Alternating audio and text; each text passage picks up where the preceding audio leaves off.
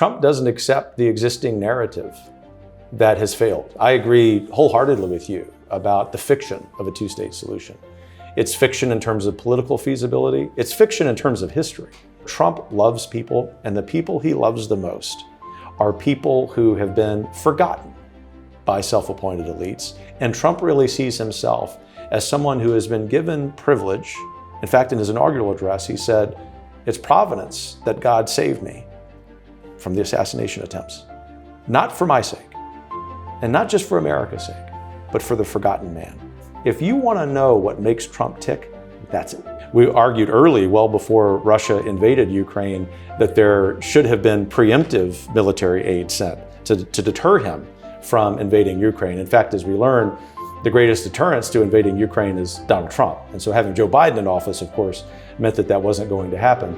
But all we've done is send $260 billion of aid that has prolonged a war that's unwinnable.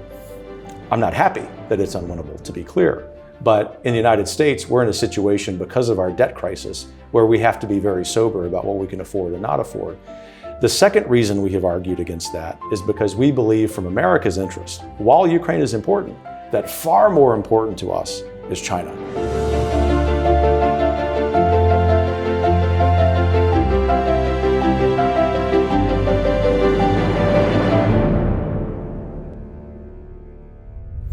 Kevin D. Roberts is president of the Heritage Foundation based in Washington and president of Heritage Action for America. A lifelong educator, he earned his PhD in American history from the University of Texas, and I think this should be a very interesting insight into what we can now expect to see happening in America in the future. Kevin, thank you so much for your time. It's a real pleasure. You know, one of the highlights for me of last year's Alliance for Responsible Citizenship Conference was sitting next to you at dinner.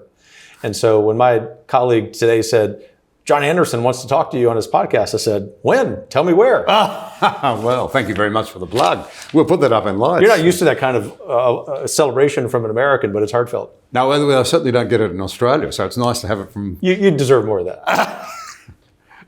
Well, tell me about Heritage, because, you know, Washington's think tank town, there's an enormous sort of ecosystem of thinking and ferment over ideas and exchange. You know, it's very vibrant. And Heritage is one of the really big beasties in it all. Tell us about Heritage. That's what we're told. In fact, some people say we're the largest politically conservative public policy organization in the world. We don't exist to be big or small. We exist to have impact. And we are a policy organization. Everything starts with research. Notice I've not used the word think tank because it sounds so passive. Yeah. And Heritage for 52 years has tried to redefine what a think tank is, which is to say this, John. Of course, research is our end-all be-all. We have academic quality scholars who otherwise would be in universities, probably denied tenure because of the nature of that ridiculous system in the United States. But we take their research and we lobby for the policy aims that they argue for, which means we also have a different designation. This is the Heritage Action for America business, which allows us to lobby our members of Congress. And on top of that, we also do a lot of focus groups, a lot of message testing. In other words, how we should talk about these conservative policies that most people in America or Australia, the Western world agree with. They don't necessarily want to see a particular label attached to it. So the bottom line about Heritage is we're unabashedly philosophically conservative. We're happy about it.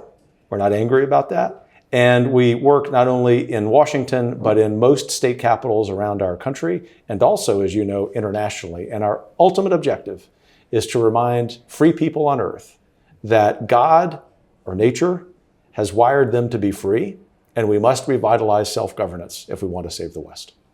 They've also wired them to be a little bit on the selfish side. You've got to break that part of the dynamic. It is an important part. Yeah. I say that just because people sometimes retreat from good things, become tired with them, and that's happening in the West. It's as though we're exhausted, don't realise what we've got, and we're reluctant to renew and to be giants standing on the shoulders of giants. That's true, and that's probably true across all of the different arenas of institutions.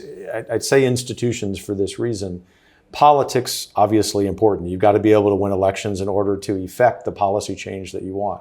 The policies that come from that, as we're benefiting from with our recent election, are important. But for us at Heritage, it's just as important, if not more so, to revitalize the institutions that remind us of what it is we are renewing. They remind us, whether they're schools or professional associations or institutions like ARC, where you and I are sitting now, that remind us that we must constantly be vigilant about our cultural inheritance.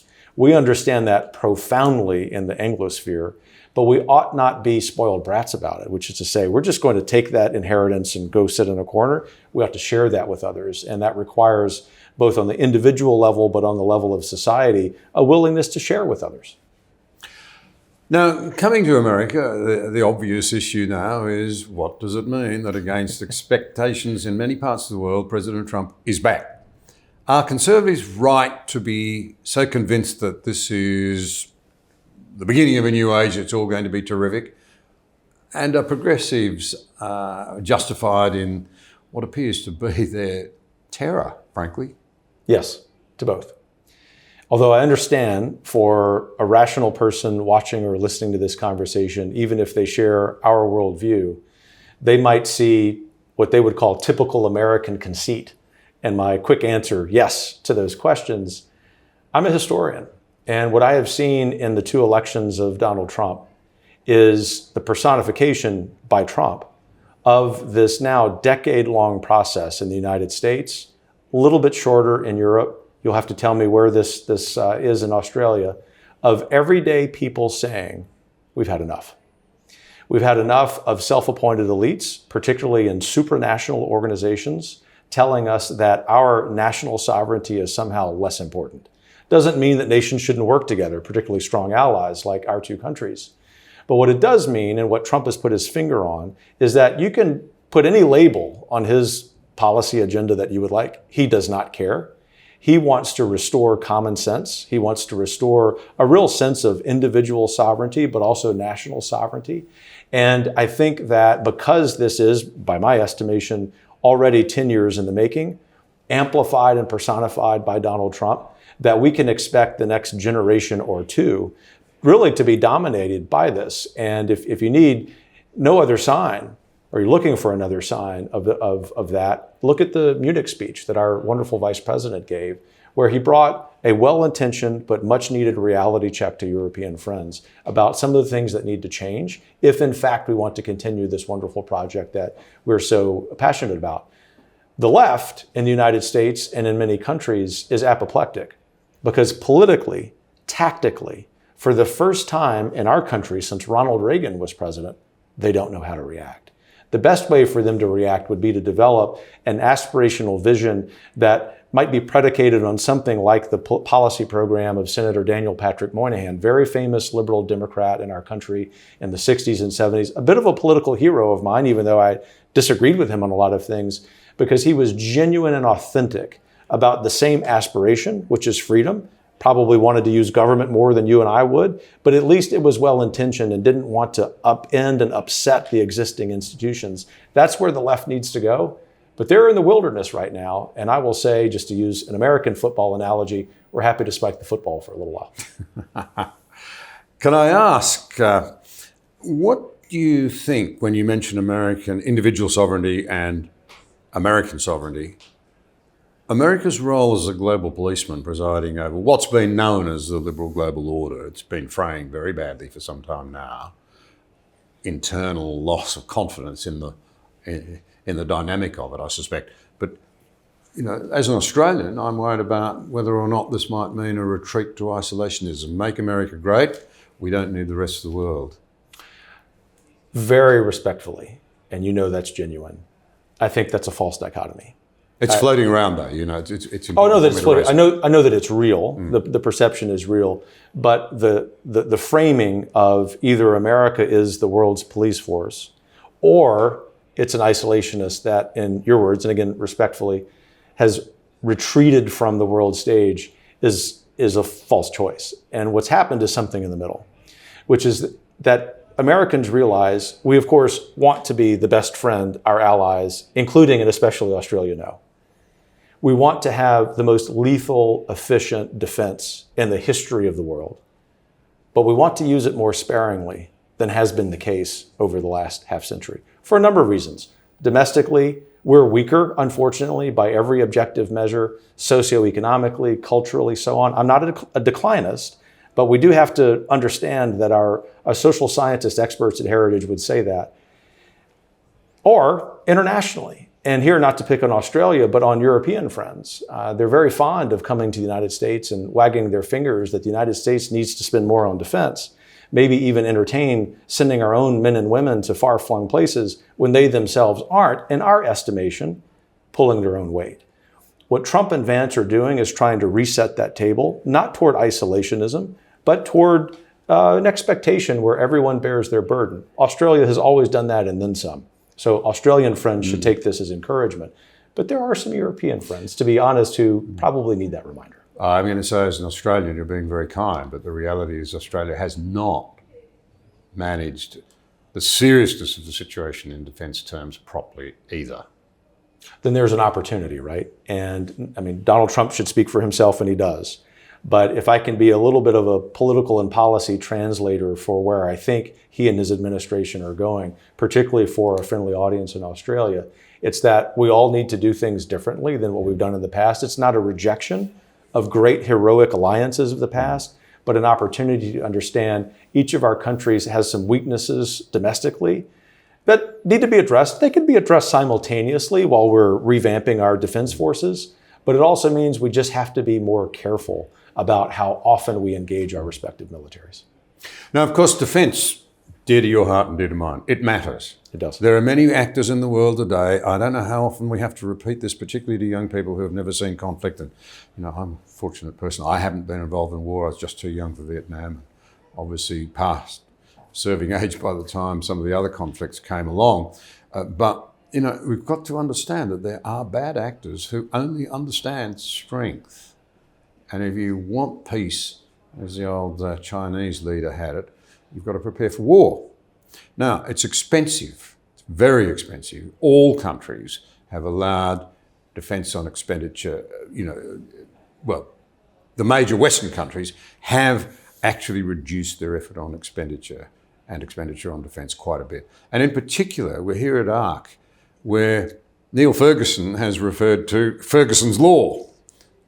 Was another Ferguson, but he's drawing on that work that down through the ages shows that history shows that when a country's interest on its debt exceeds what it spends on defence, that great power doesn't remain great for very long. It's a pretty interesting rule. And there's a crossover happening in America. Your massive debts and the interest on them are now exceeding what you're spending on defence. This is a big challenge and underscores the need for serious change. It does. And in fact, that's one of the 2 or 3 precise statistical realities that we at Heritage cite when we're talking to other conservative friends who argue that we ought to be more expansionist, we ought to be more involved in far-flung wars. And our point is, even if we were to concede that they're right about that disposition, and we aren't, but for the sake of argument, let's just say that we are, then they can't afford those conflicts if we continue down this fiscal path. Our point at Heritage is that in the United States, we want to have our cake and eat it too. We want to control spending. The Trump administration is well on its way to doing that. That's a nice improvement from the first term. Congress looks like it's getting its act together regarding an upcoming budget that's going to be much more fiscally conservative than it's been. Not as much as you and I would prefer, but it's progress, to be honest. And then that will give us the opportunity, under the leadership of our new Defense Secretary, Pete Hegseth, not to diminish Pentagon spending, defense spending, but to reform outdated programs on great plane and ship programs that were great in the last wars, but they're not going to be important for the next war. There's got to be a reform there as well. Our point is there's time for us on the center right to figure out what our more cohesive foreign policy approach will be, but you've got to start, regardless of where someone falls on that continuum of being involved in foreign conflicts, of addressing the fiscal problem. And I haven't even mentioned the crisis in the United States and across most of the West regarding marriage rates and birth rates. This is existential if we find ourselves in the United States in conflict with another power, which I think you and I both understand is far more likely to be China than it is to be Russia. On defence, the Australia Strategic Policy Initiative, disclaimer, I'm on the council, has developed a thing called the Critical Technology Tracker. And it assesses that in 63 areas of vital technology advances, including AI and quantum computing and some other very critical areas, the West is not leading anymore. America's not leading anymore. China is. And we've recently seen DeepSeek. Even if it's only half true, it does suggest that that race to lead in AI may very well be, A, critical to defence in the future. I mean, absolutely critical. He who wins the race may actually dominate without firing a shot. And B, that the Chinese may be winning that race. I agree 100% that that's where our great countries in the West need to be leading and doing that in concert with one another. It might be the 21st century form of an Anglosphere military alliance. I agree with you that there's probably, the Chinese made more about DeepSeek than is reality, but let's just posit that it's half true or even 25% true. It's still problematic, right? Yeah. And it allows me to make this point, which is not to be so dogmatic about this, but perhaps for your audience, it will be helpful for them to understand how and why we're seeing this problem at Heritage. When we talk about needing to get control of our fiscal house, evidenced by the statistic you cited, when we talk about the much needed past due reforms in our Defense Department, what we're talking about, to use an example, is any of our 2 or 3 big military companies, which get most of the federal contracts for defense, spending tens of millions of dollars to defend a plane program or a ship program or a munitions program that might have been great in Vietnam. It might have been essential in Iraq. It might even have been very helpful to Ukraine. But if in fact you put on the lens of wanting to prepare Americans for the next most likely war, which is China, God forbid it ever happen, you have to update, as boring as this sounds, something that's very important. And that is the requisition process, just the procedure of awarding those contracts. And because of how Washington operates with K Street lobbyists and the deep state, those providers who would have allowed us to lead in AI have been crowded out of a status quo that honors how we won the last war and not how we will win the next one. That's where the rubber meets the road. And for us at Heritage, it's not about an ideological disposition. It's not about wanting to be engaged in some sort of silly ideological battle, especially with other conservative friends. It is, as President Trump says, a matter of common sense. Now, I should say, John, I'm really optimistic we're going to get that settled, but it's really important that people put their interest off to the side and say our greatest interest is defending America. And when we say that, hopefully you and Australian friends understand we want to defend the West too. Well, the two must go hand in hand. It just requires willpower. You raised something very interesting there. Left to their own devices, much as we admire military leaders, they do tend to prepare for the last war. They do. I mean, history shows that. Which is why Lloyd George, in a dark moment of World War I, said this is so serious you couldn't possibly leave it to the generals to run. It does require political leadership. That's what's the failure in Australia has been, the lack of political leadership. Yeah, you're so right about that. And look, in the history of our respective countries, it didn't matter which political party the respective leaders of our countries were from, up until recently. They were going to provide that political leadership when the moral clarity of a conflict was very present. I actually think that's one of the things that's being revitalized by President Trump. That's really the thesis of Vice President Vance's largely misunderstood speech. Misunderstood by Europeans. It's not at all misunderstood by Americans who, regardless of what their political tribe are, have been saying, we need moral clarity. We need to be spending money on the right things. When we get into conflict, let's be sure that from our vantage point, it's constitutional, there's moral clarity, our allies are involved, but most of all, we are not military dictatorships. And our respective systems rely on the sacrifice of our military men and women, but as they would say, most importantly, on the political leadership that's been sorely lacking.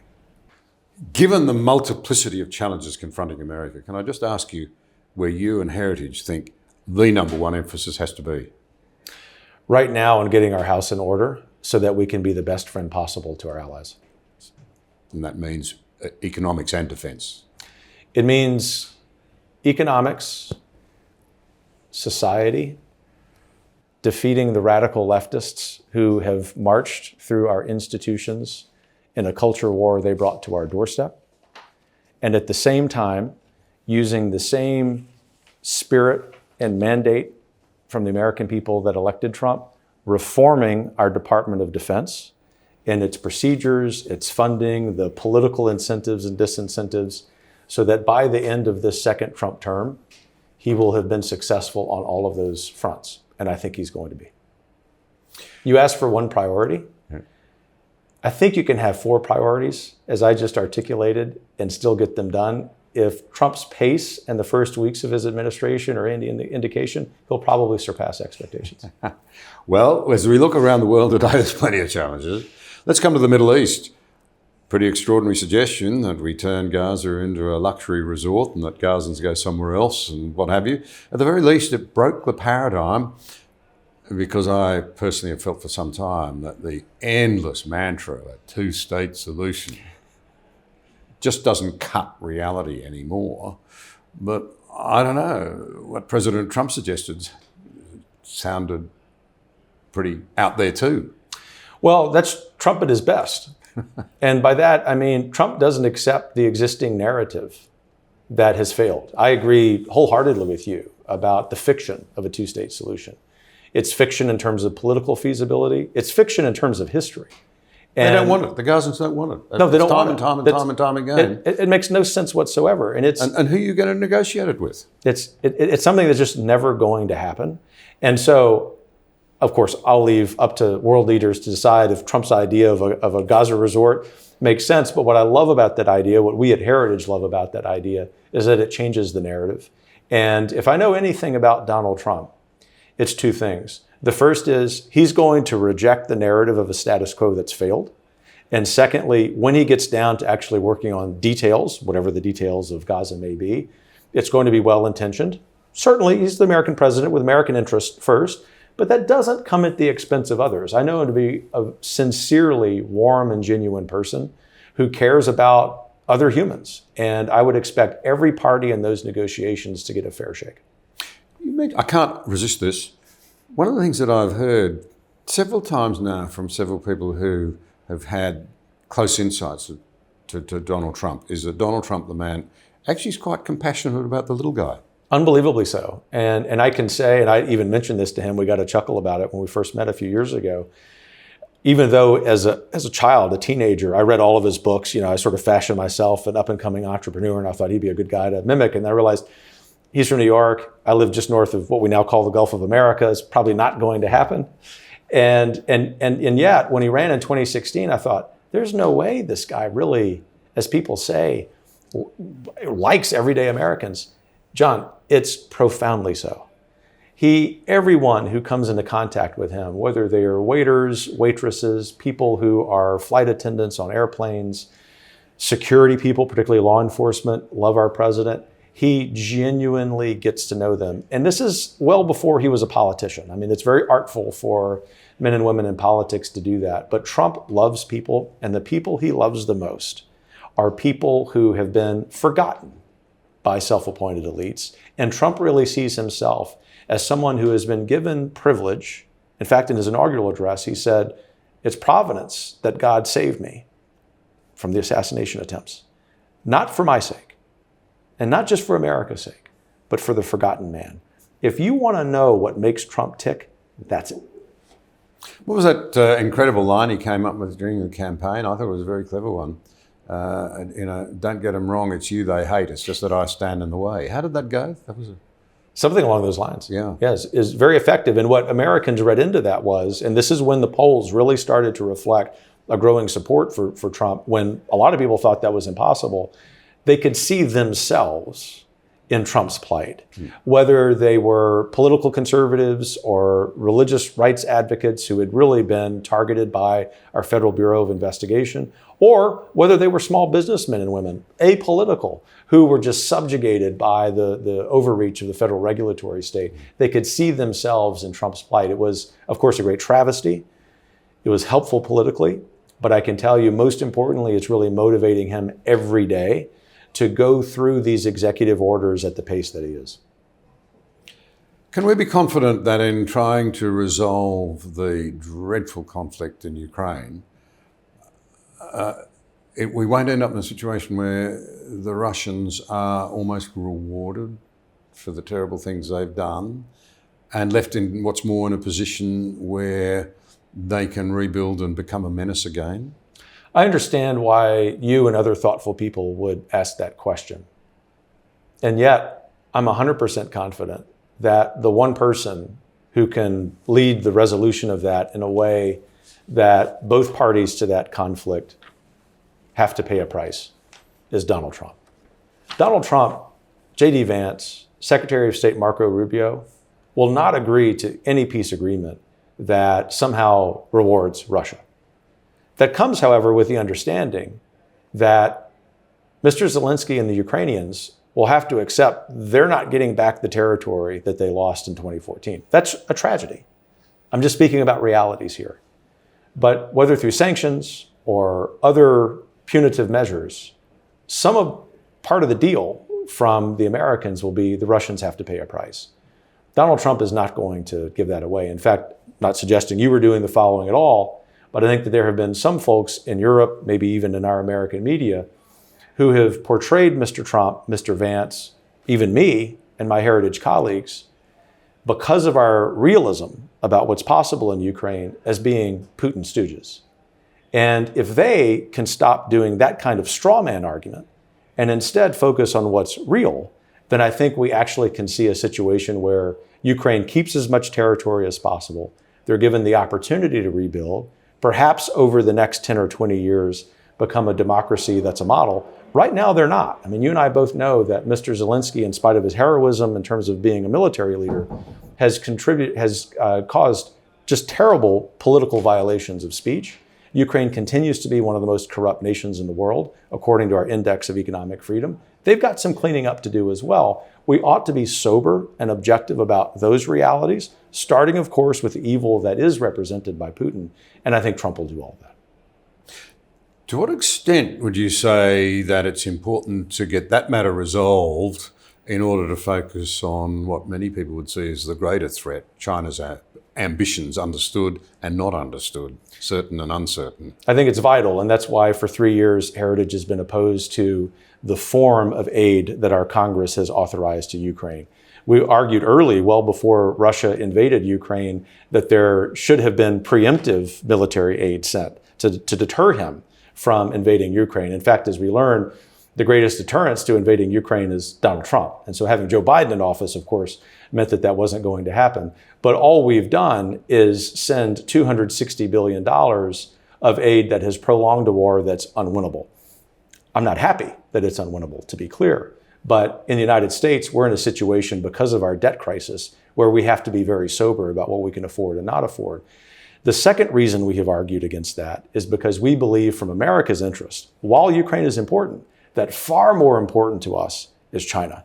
Recognizing that threat, which my great friend Elbridge Colby, who will be serving in the administration, has been an advocate for, I think is the kind of foreign policy that our friends in Australia and around the world can expect more of from the United States, which is to say, not a retreat from the world stage, but doing a better job of prioritizing what's in our interests, using our ears, listening to our allies about where we can work in concert against shared allies, shared enemies. Russia's obviously one of those, but Russia is not number one on our list of concerns.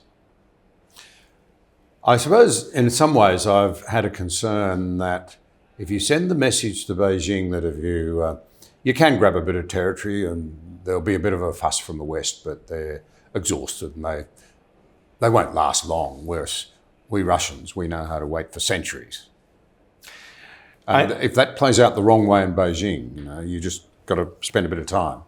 You and I both know Chinese culture, and in fact, I think the conclusion has been the opposite, which is that the situation in Ukraine has been many European nations clamoring for the United States to do something that they themselves are unwilling to do. And the greatest sign of weakness the United States could have shown, it has, which is to send military aid to a conflict that probably neither side could win really clearly, as Russia's very weak. The Chinese understand how weak Russia is, socially, economically, in spite of its oil and gas production, and even militarily. The greatest sign of strength the United States can show is understanding its priorities, which is that China is the number one adversary. In fact, we argue at Heritage, the greatest adversary in the history of the United States. And we have worked at Heritage to make sure that that's a bipartisan consensus, because one of the things that Xi in particular understands, the Chinese have understood for centuries, is that when you have in a democracy or a republic or a constitutional monarchy, a rather unified political movement against them, that it's probably time not to be so expansionist. I think that's the lesson. I also think that that's going to be one of the great legacies of this Trump term. We need time with China because they actually face massive problems themselves. They do. Demographic, economic debt, internal division. The danger is, in some ways, that anticipating those encroaching internal problems might act as an incentive for them to act outwardly. That's my worry. That's your worry? Yes. To some extent, I quibble a little bit with friends on the political right in the United States who make a great deal out of the apparent weaknesses inside Chinese society, all of those you mentioned. And I realized, rather than try to argue those points with them just for the sake of the intellectual side, ultimately we land in the same spot, which is we want a strong America, that it actually, those weaknesses, if they exist, particularly if they're profound, could actually make the Chinese more dangerous. History actually would show that that's more likely to happen than unlikely, especially with the Chinese culture. And so we're not alarmists at Heritage. We try to be realists. But I visited Taiwan and Japan in the last year to get firsthand sense from more of a domestic policy person of the threat that they feel. And of course, they were both very clear about the threat that they feel. And visiting there really cemented for me this notion that if in fact China is at the beginning of a decline, that as long as Xi is their leader, they are probably more dangerous than they would be otherwise. You mentioned Japan. I'm interested in that because I don't think we pay enough attention to the fact that Japan is one of the few Western countries that has stepped up. They've got very serious about defence. They've got a very serious naval capacity with long reach. And that's because, I think, it's fair to say, they simply can't afford to allow the Chinese to gain ascendancy in the region. I'd be interested in your comments because it seems to me that the Japanese will be prepared to take action, and they themselves are quite formidable, particularly when combined with the American firepower, should the Chinese seek to move? I agree fully. I was largely ignorant of that 3.5 years ago. I spent most of my career on domestic policy and only had a passing knowledge of Japan's newfound military capacity.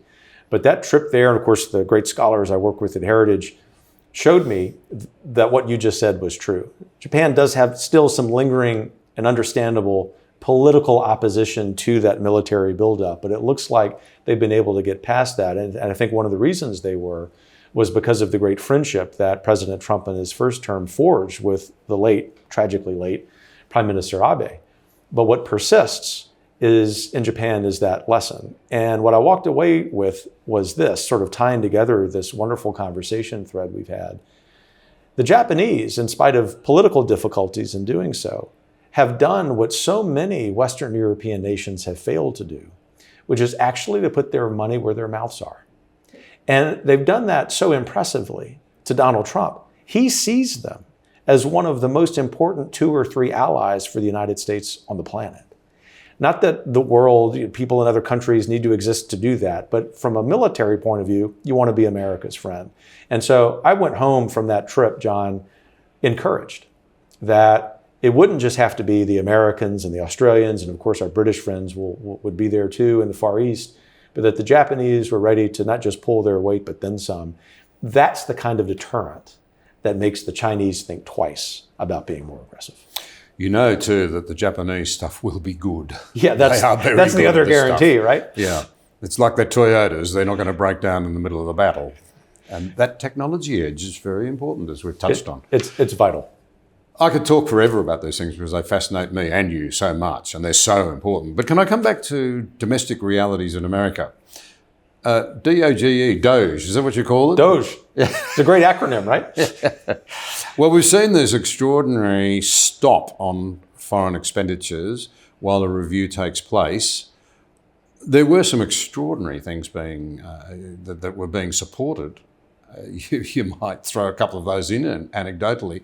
On the other hand, American support is vital. If you think of the Pacific Islands, for example, you can bet your life the Chinese are in there saying, oh, we'll step in for this program that the Americans have withdrawn on. We'll do that and we'll fund this new bridge for you. And by the way, we wouldn't mind putting in, a nice little wharf there for your passenger liners in case we need it for something else in the future. And yet there is a 0% chance that the Chinese are going to fund transgender comic books in Peru, which USAID was doing. Well, I was going to say a 0% chance they would fund terrorist groups, but there's a 100% chance the Chinese will do that if it hurts the West. But USAID was doing that as well with Boko Haram. We were funding really ridiculous, absurd sex education for Afghani women. These are not the kinds of things that are examples of soft power, in my mind. These are examples of cultural weakness, of cultural rot, that I, as an American, have to apologize to the world for because we shouldn't be doing this. The upshot is this. USAID will be replaced by a program or programs that actually convey American power, an American power that rests in biological realities, boys are boys and girls are girls.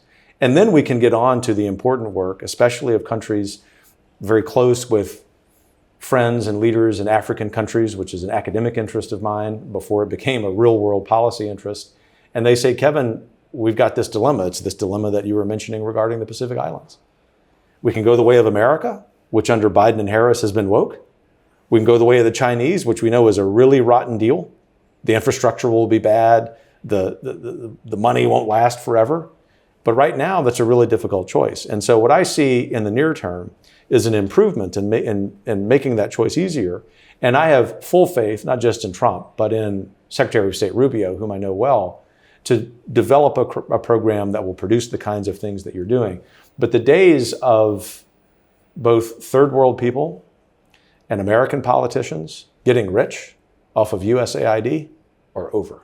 And that's a good thing. Well, something else that we've been hearing about is a censorship industrial complex. Interesting term, censorship industrial complex, within the former Biden administration. What was that? Well, for those of us who have the ridiculous absurdity to dare to be political conservatives in the United States, if we ran for office, we were 99 times more likely, if we were using Google's Gmail, to have our fundraising emails go to junk folders. Talk to my members of Congress friends. If you happen to run the largest conservative think tank in the world, the Heritage Foundation, you still got throttled down on Facebook and Instagram. Before Elon Musk bought Twitter and turned it into X, it was unlikely that you were going to get as much play because of the so-called algorithms, which really were just nerdy little leftists preventing conservatives from posting things. In other words, it was far less likely that someone with your politics or mine would actually be able to enjoy free speech. Now, John, I'm not saying people need to agree with us. I'm just saying I've got enough confidence in my ideas and heritages that we'll go toe-to-toe with anybody. And if the American people decide they prefer a well-articulated vision that's left of center, so be it. I have no problem with that. But let's have a real open exchange, a fair marketplace of ideas. But ultimately, these American media companies, American social media companies, in almost every case, we're disadvantaging conservative voices instead of doing so with liberal voices. That time has come to an end, not just because of policy threats by Congress and the administration, but also because of great free market activity by Elon Musk in buying X. The real open question is whether Mark Zuckerberg, CEO of Facebook, and others, who is a big contributor to Trump's inaugural committee, actually does what he says he's going to do, which is to level the playing field. You and I subscribe to Reagan's maxim, trust but verify. We're going to distrust, and then we'll verify. That's interesting take. I had 2 decades in the Australian Parliament, and I've been a keen observer all my life of how parliaments work.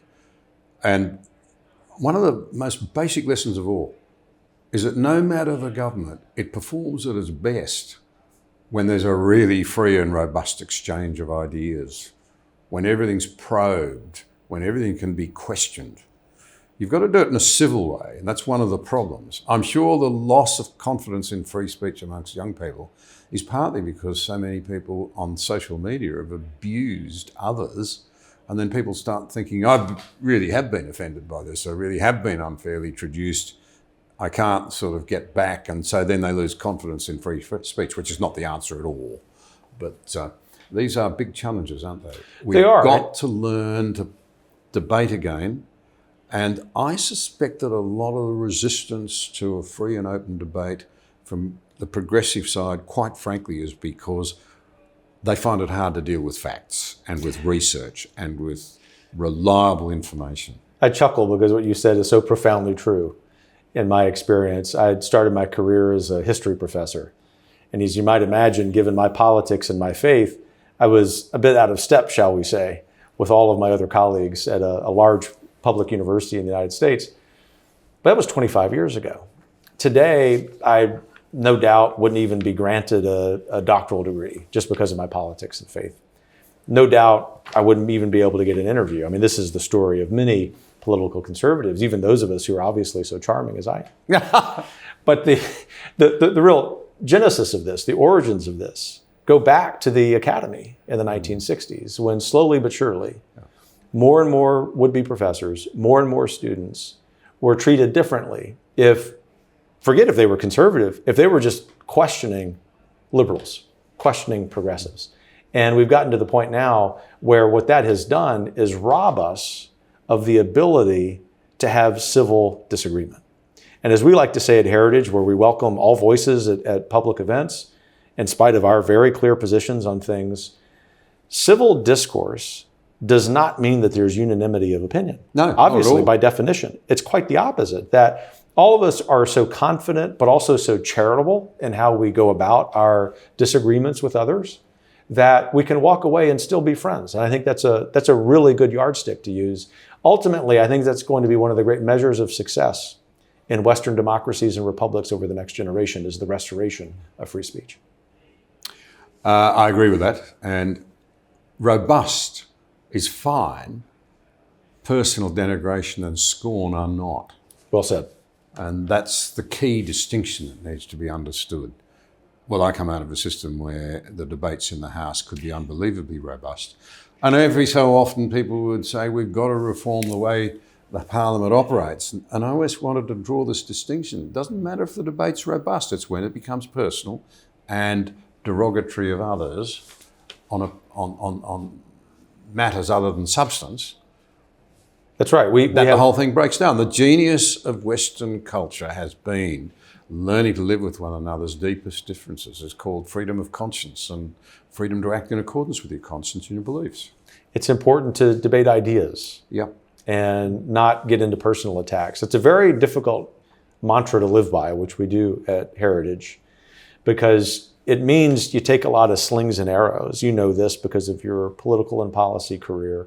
And you take slings and arrows that are really not just unfounded, they probably have some bad intentions behind them.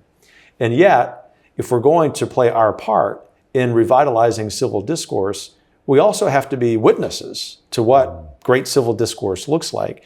I would encourage people in the audience who know this, if they're followers of your show, there are no doubt adherents to this because of your own personification of this. lean into that. This is the moment to be encouraging that kind of behavior. And what I have found, based on our recent election in the United States, is that people in the political center really respect that. And once they vote with our side, so to speak, you get the opportunity to be in conversations about things you agree on, things you disagree on. But you're at least in conversation rather than yelling at one another. Well, on that, I think I'm right in saying that on your Heritage Foundation website, there's the statement, quote, "The usual suspects in the permanent political class will be ready for the next Conservative administration. That's where Project 2025 comes in." Tell us about Project 2025 and the extent to which you think the administration will pick it up. Well, every 4 years since 1980, so for 45 years, Heritage has put together policy recommendations and personnel recommendations for the incoming presidential administration.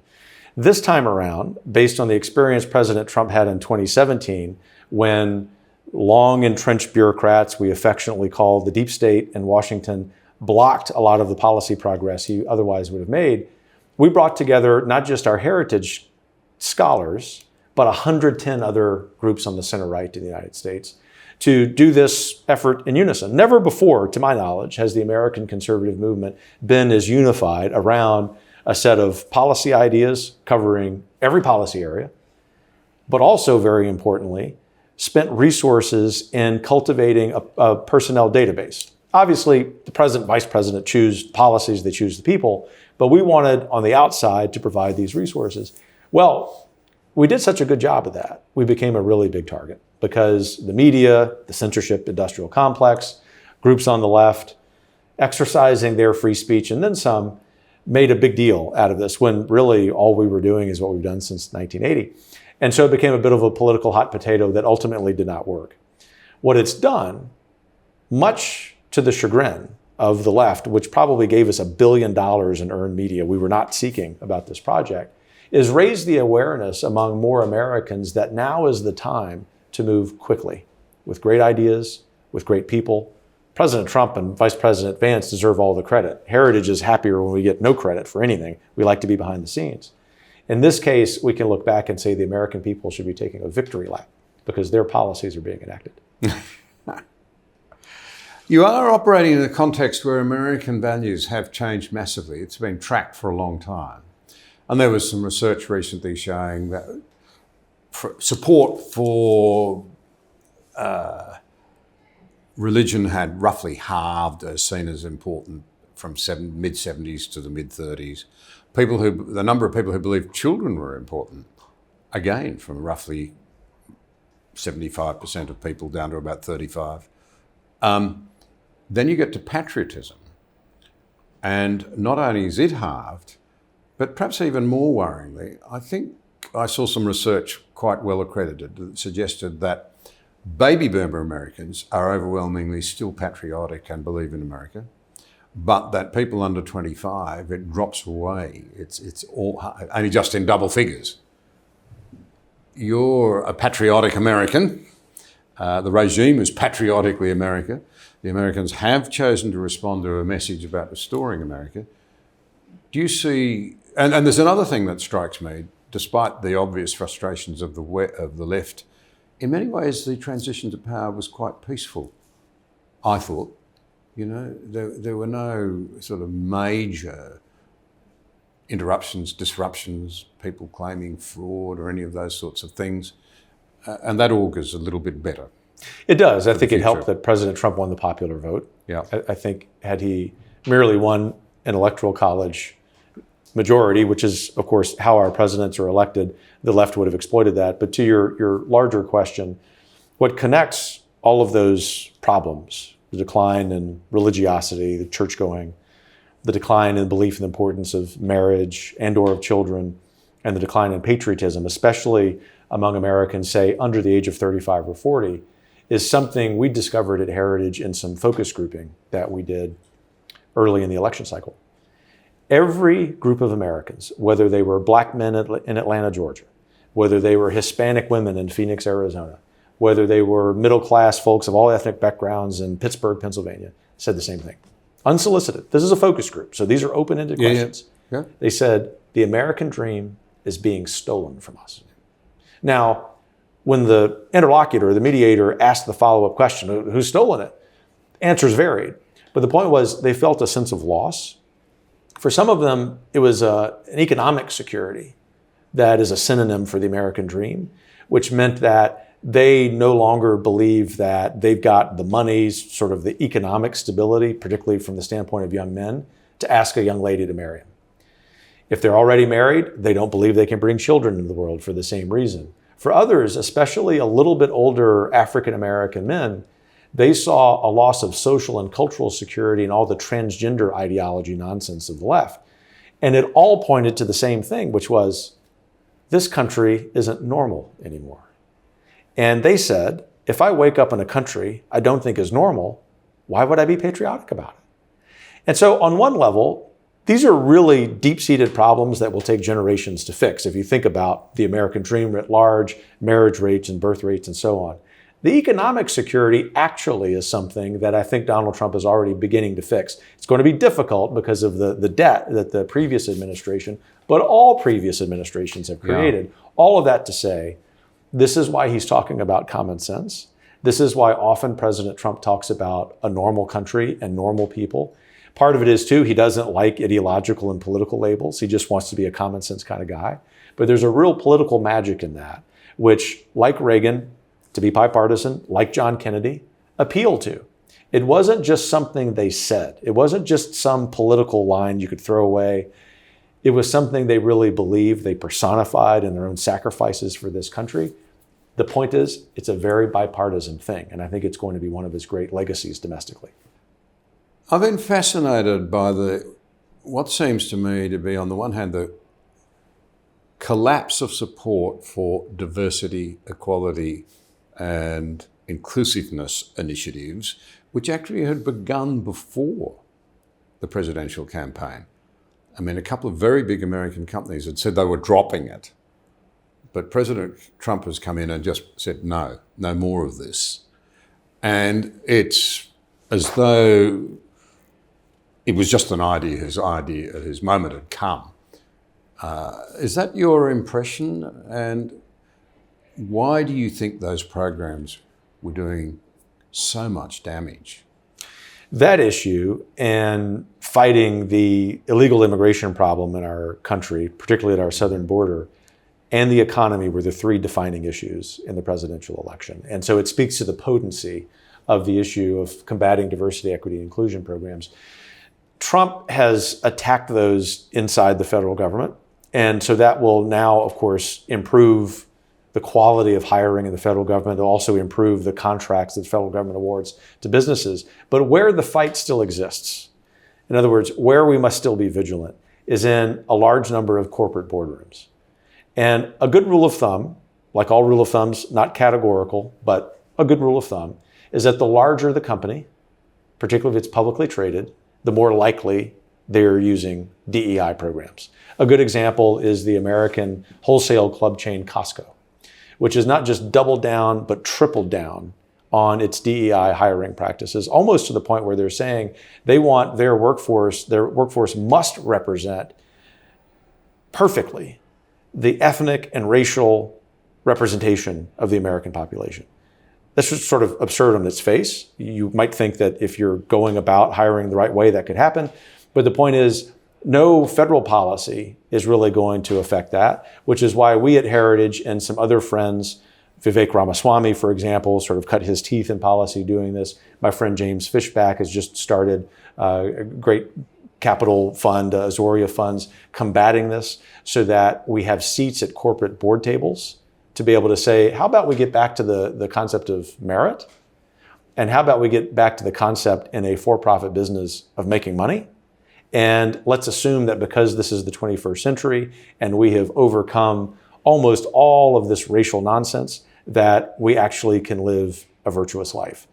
That's where we will end up. But even what President Trump has done up to this point is not enough because so much of it is out of his purview.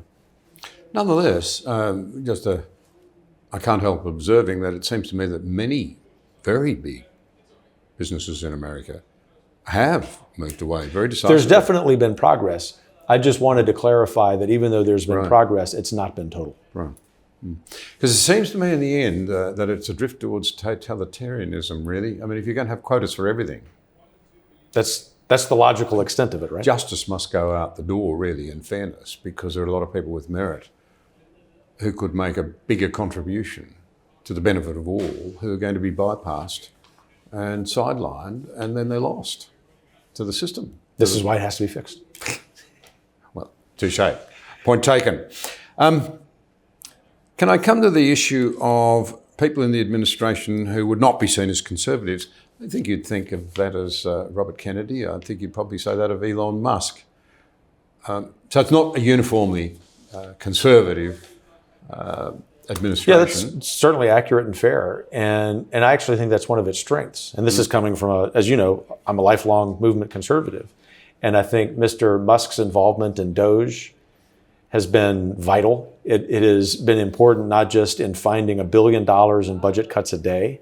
That's real money, even in the United States, but giving air cover, I might say, to Congress to be able to amplify that. But someone like Mr. Kennedy, I was a skeptic of his as recently as 18 months ago. He knows this, by the way. I've told this to him. And I realized, in spite of the fact that we have some disagreements on things, for me, the issue of life, which is important, as you know, to American conservatives, what he offered as a creative disruptor on our big pharma deep state, on also a healthy lifestyle, are important parts of our conservative worldview. And that we at Heritage, I in particular, ought to practice what we preach, which is to go work with people on those things we agree and remain friends in spite of our disagreement. And I would say that Mr. Kennedy and I have become friends through this process. That's true for a lot of American conservatives. You'd be hard-pressed to find someone who's more conservative than I am in the United States. And what I see there is a very authentic man who's going to do a great job as Secretary of Health and Human Services. And we believe that so much at Heritage. We spent quite a bit of money to help him in terms of advertisements in supporting the Senate confirmation of him. That's the genius of Trump. Our great presidents in our history had their own ideological foundations, obviously. Trump has his. But they've all been willing to bring in men and women into their administrations who were particularly good on a certain issue, who could be leaders of it. And I actually think it shows Trump's strength. Also, his willingness to work with anyone on the planet who's able and willing to deal with him in the United States fairly. I have to ask one last question. I think opening up trade globally has been of immense value and helped lift countless people, not just onto a higher living plane, but in many cases simply lift them out of poverty. Tariffs. I mean, who pays tariffs? They're not so much taxes on the country that exports, but in a way, a hidden tax on the country that imports. What happens to the price of an Apple phone to the American consumer if you put a tariff on imports from China, for example? Who really pays it? And what will the real impact be? So we see this debate. Is this part of a transactional sort of throw it out there and see where it lands, but I've got some leverage here, so pay some attention? Or is it a thought-through economic policy? Or how do we understand the approach to tariffs and their possible use? I mean, Australia is faced with very significant tariffs. And the President is considering, after a conversation with the Prime Minister of Australia, whether they will be applied or not. There's much more substance to President Trump's thoughts and conversations about tariffs than there merely being negotiating tactics. He himself, a lot of people in his administration, a growing number of folks on the center right in the United States have come to the correct realization that we don't live in a free market in the world, that America in particular is beset by a system of unfair trade where, in essence, through tariffs or value-added taxes on American-produced goods, we've been living a fiction, which is that if we talk about tariffs and free market, that everyone else will comply and all of that's fine. And all we've seen happen is that Americans are disadvantaged. Rust Belt communities, where our vice president is from, my own home area, just north of the Gulf of America, totally disadvantaged. I wrote about this recently in a book. And coming to that realization and trying to redevelop an equal playing field, a fair playing field for Americans, is not the same as saying that in this sort of theory of a completely perfect world where there exists no tariffs, that Trump is somehow introducing into that a disruption that is unfair. We've got to fix the system first. And I think that's the substance behind it. And then the second thing I would say is that as a conservative, not a libertarian, I'm 100% supportive of tariffs that allow us to redevelop our national security. Those are particularly helpful when they do two things. When they allow American industries vital to our American defense, not just to exist, but to flourish. And secondly, when they harm our enemies. So any tariff that does those things, we're supportive of, particularly if it harms China. And yes, there might be in the occasional trinket or dog medicine an increased price because it comes from China. But in 5 or 10 years, when those things are made by Americans or by friends, we'll be happy. I'll be relieved if we get the message that Australia is a friend and an ally. We certainly consider you that at Heritage. Let's hope we get the right result on tariffs. You've been really generous with your time. It's been a really thought-provoking conversation and one that really helps us understand Heritage's role and Heritage's thinking. And I can't thank you enough. I was really looking forward to doing this. Thanks for everything you've done, and it was a pleasure to spend some time with you, John. All the best. Thanks.